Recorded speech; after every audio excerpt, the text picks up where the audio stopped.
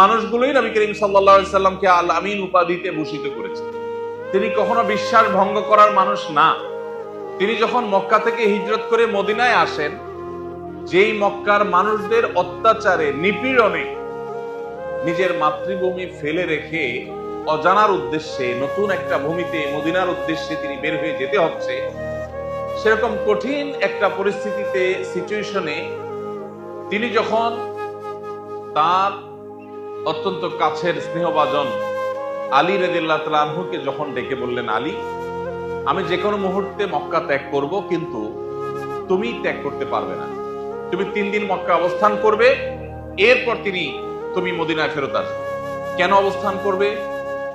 নবী সাল্লাল্লাহু আলাইহি সাল্লাম বললেন, তোমার 3 দিনে কিছু কাজ আছে, কাজগুলো আমি বুঝিয়ে দিচ্ছি। কাজ হলো, দীর্ঘদিন পর্যন্ত মক্কার মানুষেরা নবী সাল্লাল্লাহু আলাইহি সাল্লামকে আল আমিন এবং বিশ্বস্ত হিসাবে সার্টিফিকেট দিয়ে, উপাধি দিয়ে, টাইটেল দিয়ে তার কাছে তাদের সব মূল্যবান সম্পদগুলো জমা রাখতেন। নবী সাল্লাল্লাহু আলাইহি সাল্লাম বললেন আলী রাদিয়াল্লাহু আনহুকে যে আমি তো চলে যাচ্ছি, কাউকে বলে যেতে পারছি না, সঙ্গোপনে রাতের অন্ধকারে আমাকে মক্কা ছাড়তে হচ্ছে। আমার কাছে মানুষের যে সমস্ত আমানত আছে, কেউ স্বর্ণ মুদ্রা রেখেছেন, কেউ হয়তো রৌপ্য মুদ্রা রেখেছেন, কেউ হয়তো কোনো অলংকার রেখেছেন, কেউ হয়তো অন্য কোনো অ্যাসেট রেখেছেন, এই জিনিসগুলো তোমাকে আমি বুঝাই দিচ্ছি, এটা অমুকের, এটা তমুকের, এটা অমুকের, এগুলো যার যারটা তার কাছে বুঝিয়ে দিবে, তারপর তুমি মক্কা দেখবে। আপনি চিন্তা করুন, যে মানুষগুলোর অত্যাচারে তাকে তার মাতৃভূমি ছেড়ে চলে যেতে হচ্ছে, কবে ফিরবেন, আদৌ ফিরতে পারবেন কিনা জানেন না। যে মানুষগুলোর নিপীড়নে তিনি তার এলাকা ছাড়তে হচ্ছে, সেই মানুষগুলোর অধিকারটা ওই সময়টাতেও সংরক্ষণ করার পরে সতর্ক ছিলেন। এবং কোরআনে আল্লাহ তাআলা পরিষ্কার ভাবে তার প্রতি আয়াত নাযিল করেছেন, ওয়ালা ইয়াজরিমান্নাকুম শানআনু কওমিন আলা আল্লা তা'দিলু ই'দিলু হুয়া আকরাবু লিত-তাকওয়া। তোমার সাথে কারোর শত্রুতা থাকতে পারে, তোমার সাথে কারোর ভিন্ন মত থাকতে পারে, কেউ তোমার প্রতিপক্ষ হতে পারে, এটা জীবনের অংশ। সবাই সব সময় সব মানুষ এক মতের হয় না, হবে না। তো তোমার ভিন্ন মতের, তোমার ধর্ম বিশ্বাসের বাইরে, তোমার দলের বাইরে, তোমার আদর্শের বাইরে যে মানুষগুলো আছে, এই মানুষগুলো তোমার দলের না, তোমার মতের না, তোমার ধর্মের না। এই কারণে তাদের প্রতি তুমি বেইনসাফি করবে, এই অধিকার তোমাকে দেওয়া হয় নাই। হতে পারে তোমার শত্রু, হতে পারে তোমার প্রতিপক্ষ, হতে পারে তোমার বিরুদ্ধে, কিন্তু তার প্রতিও তোমাকে ইনসাফ করতে হবে। এই নির্দেশ কার? আল্লাহ।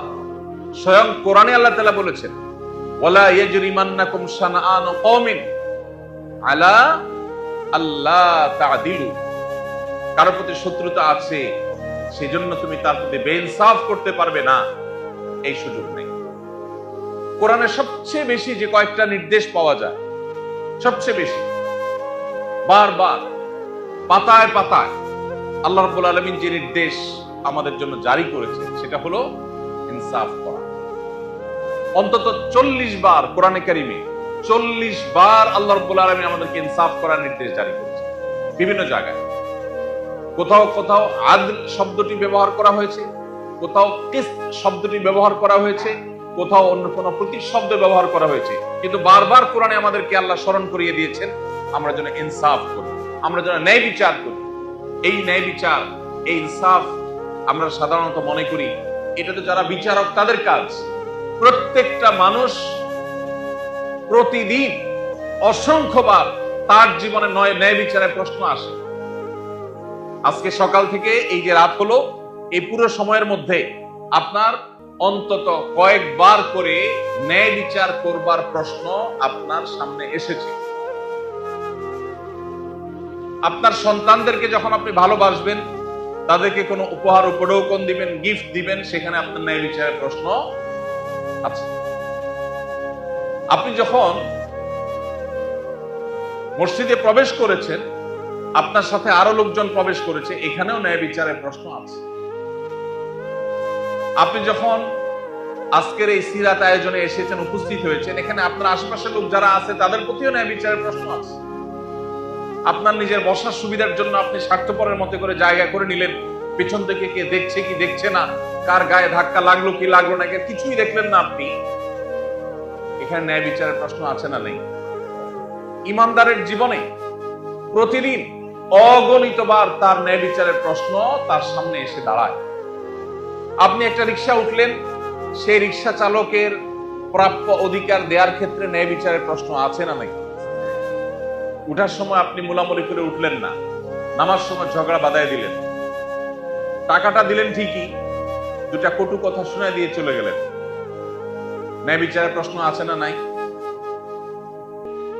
আপনি যাচ্ছেন এখান থেকে আজিমপুর, মোড়ে দেখলেন আপনার বন্ধু বাইক নিয়ে যাচ্ছেন এবং কোন রিক্সাওয়ালার সাথে লেগে গেছে এবং ইস্যুটা একটু বড় হয়েছে, জটলা পাকিয়ে গেছে। আপনি তাকিয়ে দেখলেন আরে আপনার দোস্ত বা আপনার প্রতিবেশী বা আপনার সহকর্মী, আপনি সেখানে অগ্রসর হয়ে গেলেন।